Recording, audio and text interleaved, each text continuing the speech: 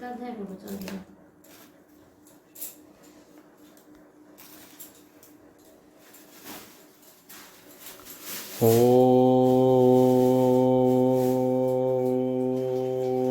ওম নমো ভগবতে বাসুদেবায়।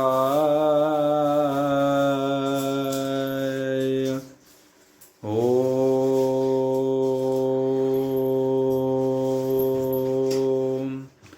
নমো ভগবতে বাসুদেবায়। ওম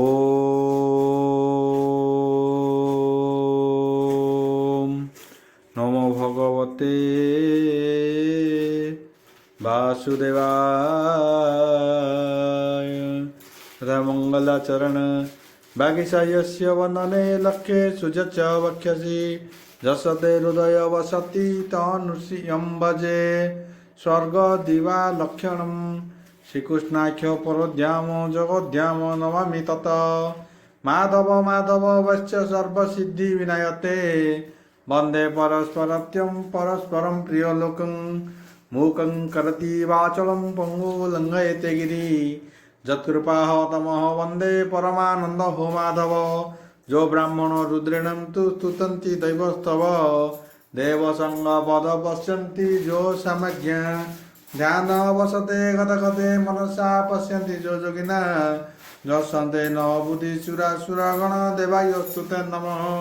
नारायणं नमस्कृत्यं नरश्चैव नरोत्तमं देवी सरस्वती व्यासं ततो जयमुदीरयेत् निर्गलं कल्पितं फलविमुखविद्रव्ययुक्तं पिबतं भागवतं रसमलयं प्रभु। षष्ठ अध्याय सप्तम स्कंद षष्ठ अध्याय प्रह्लाद उवाच बोल प्रणन्दवार हरि बोल शुण हे असुर बला शुण हे असुर बालके जे विद्यासागर नर लोके आहे आहे वयस्क तुम्बे देख मृत्यु अधिके जीव लोक माया क्रीड़ा रे भोल होई तुम्भर देह ज्ञान नाही बालुत जुबा वृद्ध देही केबेहु मृत्यु न तरई ए भारी चित्ते जे चिंतन्ति अन्ते से कैवल्य बुंजन्ति जेबे अशेष ग्रंथ पढ़ी आत्मार गति पथ हुड़ी पर पर बोली चिंती से मृत्यु मुखे हे संचरती जे गुरु देहे हे शास्त्र मते अर्थ को बुझाई अर्नथे अज्ञान निंदित वचन न घटे शास्त्र अनुमान से गुरु वाक्य कार्य करी निष्फलतार उदसिरी आत्मे शरीर जन्म आत्मा शरीर उदाहरणे न केहि आज्ञाहार कारणे एणु ए आत्मा ज्ञानी जेते यत्न करन्ति आत्महिते एणु अज्ञानी वचन न माने आत्मज्ञानी जन अज्ञानी अज्ञानर देखा जाए अंध को अंध जेने बाहे अज्ञानी शत्रु मित्र नाही नित्य उदासी न पणे थाई जंतु ये कर्म हर आयते संपद विपद विकते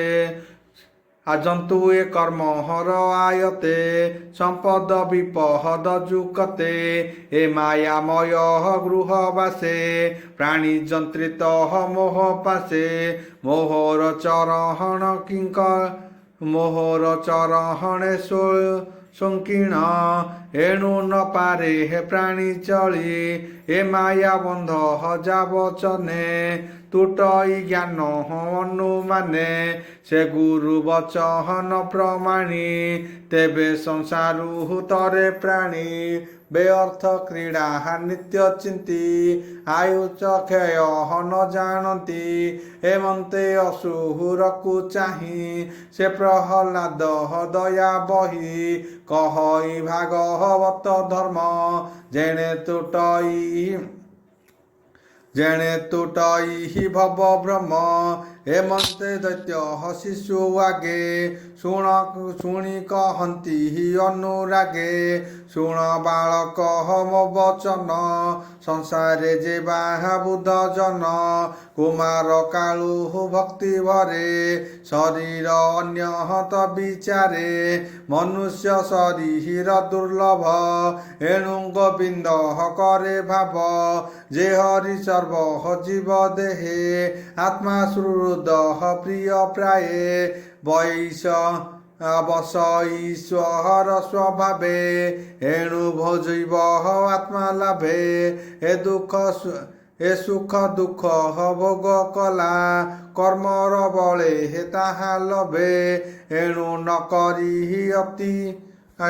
ନ କରି ପ୍ରୀତି ଆସ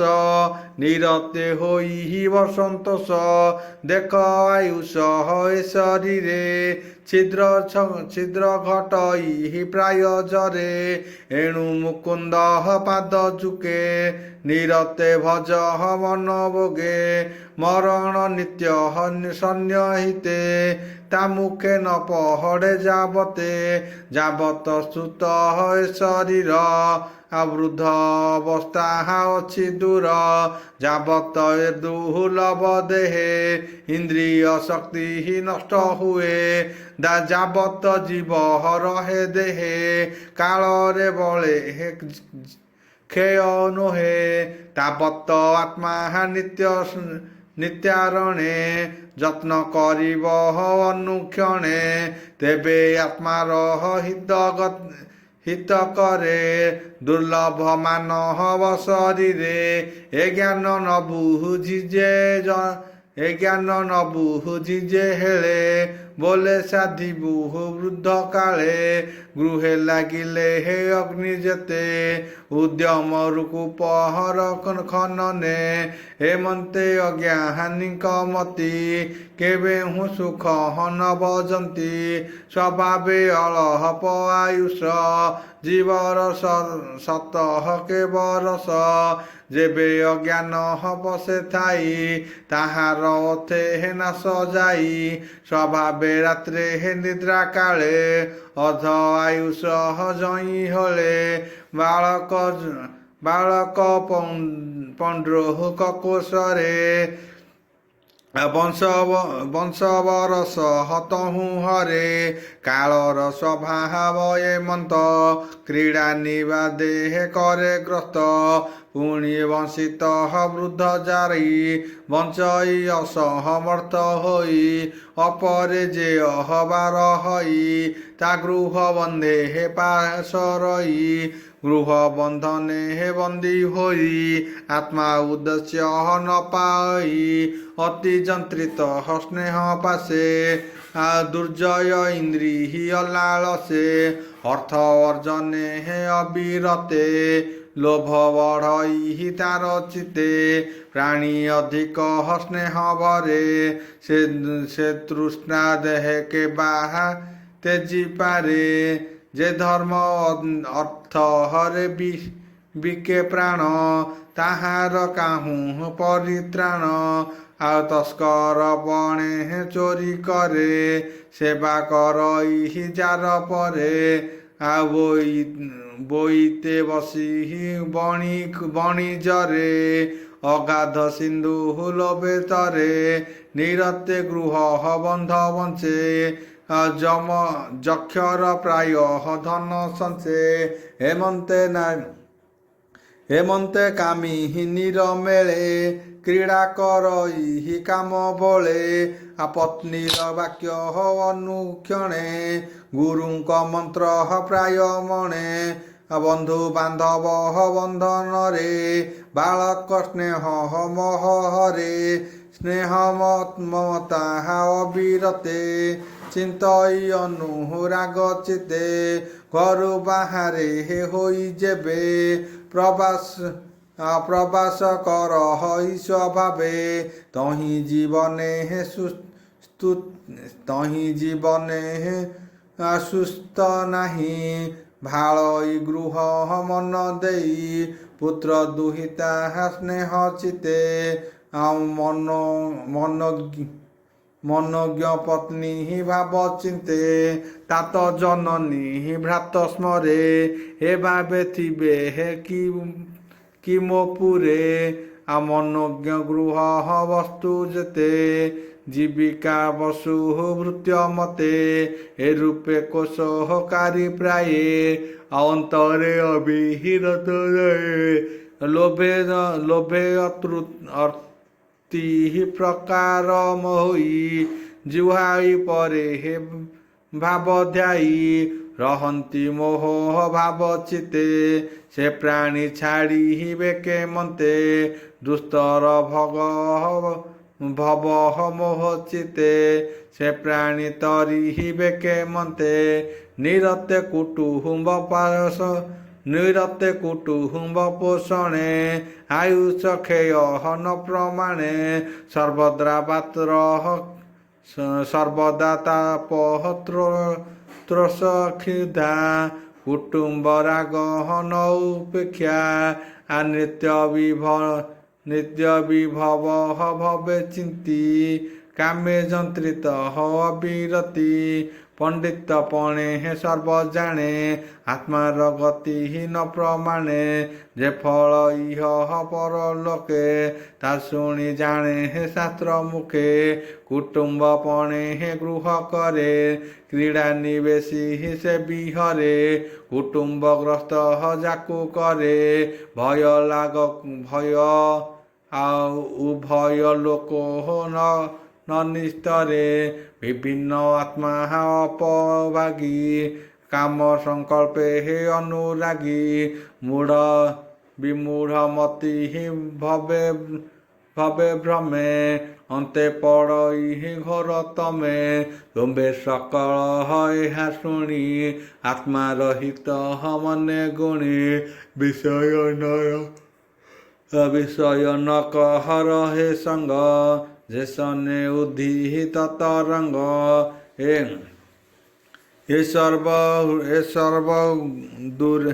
ସର୍ବ ଦୂରେ হে ପରିହରି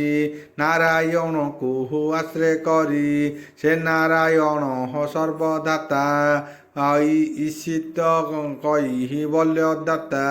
କୃଷ୍ଣଙ୍କୁ ଆଶ୍ରୟ ଯେ କରନ୍ତି ସେ ସର୍ବ ଦୁଃଖ ନିସ୍ତରନ୍ତି ଅସୁର ଭାବକୁ ଉପେକ୍ଷି ଆତ୍ମାର ପ୍ରାୟ ସର୍ବ ଦେଖି ଏ ବିଷ୍ଣୁ ମାୟା ପରାଭାବ ବ୍ରହ୍ମାଣ୍ଡ ବାକ୍ୟ ଅଭ୍ୟନ୍ତର ବ୍ରହ୍ମାଦି ସ୍ଥାବର ପର୍ଯ୍ୟନ୍ତେ ଅର୍ଥଭୁକ୍ତ ରୂପ ଅବ୍ୟର୍ଥ ରୂପ ପଞ୍ଚଭୂତେ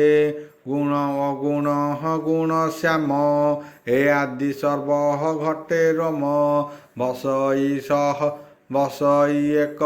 ଆତ୍ମା ହରି ଭୁଞ୍ଜେ ଅବ୍ୟର୍ଥ ରୂପ ଧରି ଆତ୍ମା ସ୍ୱରୂପେ ହେ ସର୍ବଦେହି ଦୃଶ୍ୟ ଅଦୃଶ୍ୟ ଭାବେ ରହି ନିର୍ଲିପ୍ତ ନିର୍ବିକ୍ଷୟ ମତେ କଳ୍ପିକେ ପାରିବ ଜଗତେ କେବଳ ଆନନ୍ଦ ଭୁବନେ ଅଶେଷ ଦେହ ସର୍ବଜୀବେ ବାହ୍ୟ ଅନ୍ତରେ ବ୍ୟାପୀ ରହେ ଅସୂର୍ଯ୍ୟ ଗୁଣ ସଙ୍ଗମହେ ଏଘେନି ସର୍ବଭୂତେ ସାର ପ୍ରାଣୀ ବିଷये ଦୟା କର ସୁହୃଦ ଭାବ ଧରି ଚିତେ ହରିଙ୍କି ଲଭିବ ଯେ ମନ୍ତେ ଅସୁର ଭାବ ଦୂର କରି ଯେଣେ ସନ୍ତୋଷ ହୁଏ ହରି ଏ ଭାବ ଦୃଢ଼ କରି ଚିତେ ହରିଙ୍କି ଭଜ ବିରତେ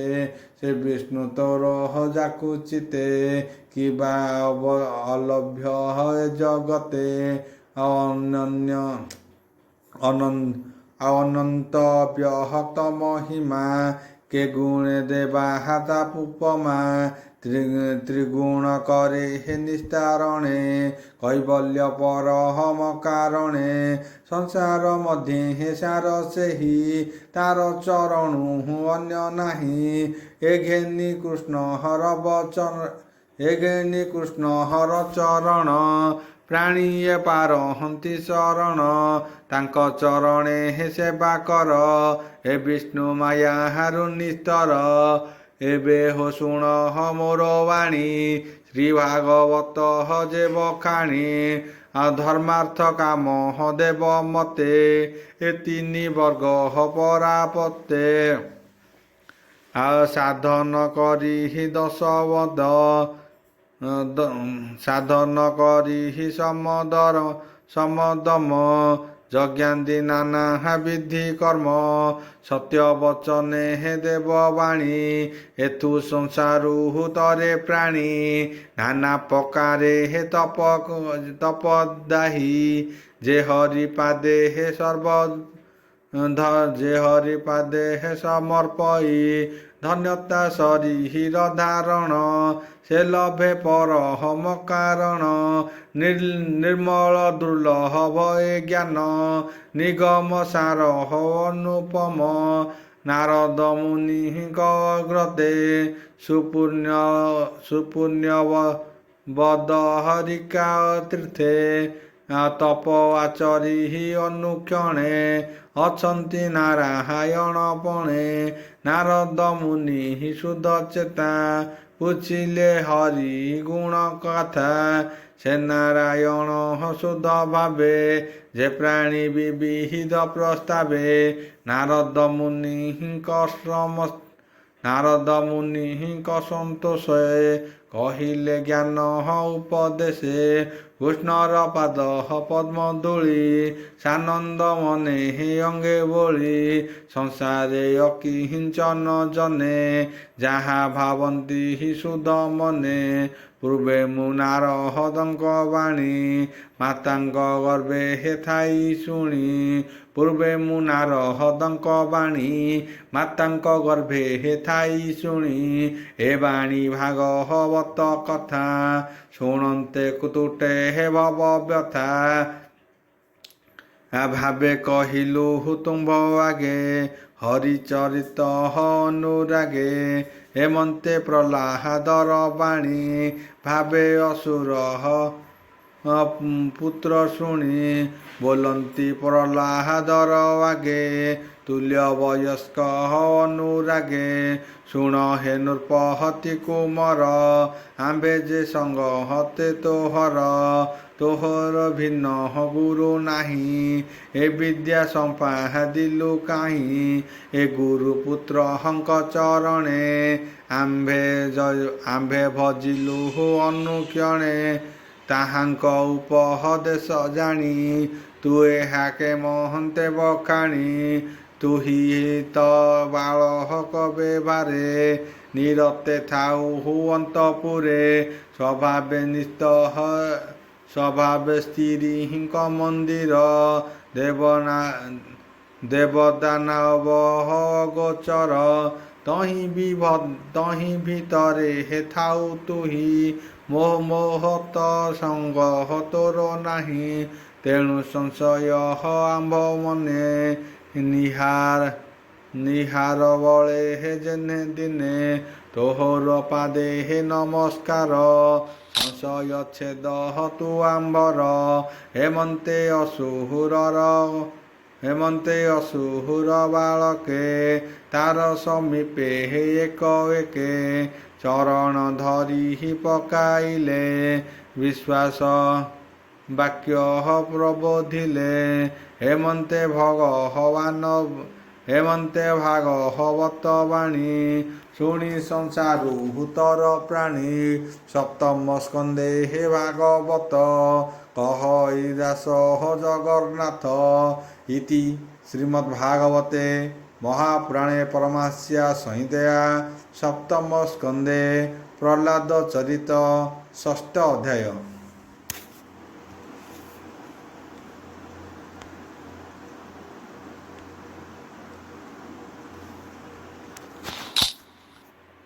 सप्तम अध्याय सप्तम स्कंद सप्तम अध्याय नारद उवाच बोल ब्रंदवार हरि बोल एबे हसुण परीक्षित असुर बाल कचरित से प्रहलादर दया मने कहे बालक अवधाने प्रहलाद उवाच बोल ब्रंदवार हरि बोल एबे हसुण दैत्य सुते जहाँ कहिबा तुम्भ हिते मोहर पिता तपोवर्थे गले जे मंदहर पर्वते निश्चल तपह तार देखी विबुद्ध गहन उपेक्षी क्षुधा उपमा करी हेले मिलिले अवहनी मंडले हिरण्यकशिप असुर स्वभावे पापी दुराचार हिरण्यकशिप असुर स्वभावे पापी दुराचार ओम भूर्भुवस्सुः तस्य विष्णुर्वरेण्यं भर्गोदेवस्य स्वधीमहि धियो यो नः प्रचोदयात् ओम नमो भगवते वासुदेवाय नमो भगवते वासुदेवाय क्लीं कृष्णाय गोविन्दाय गोपीनाथ वल्लभाय ओम नमो भगवते वासुदेवाय तुमेव माताश्च पिता तुमेव बन्धुश्च सखा तुमेव विद्यां द्रविणं तुमेव सर्वम्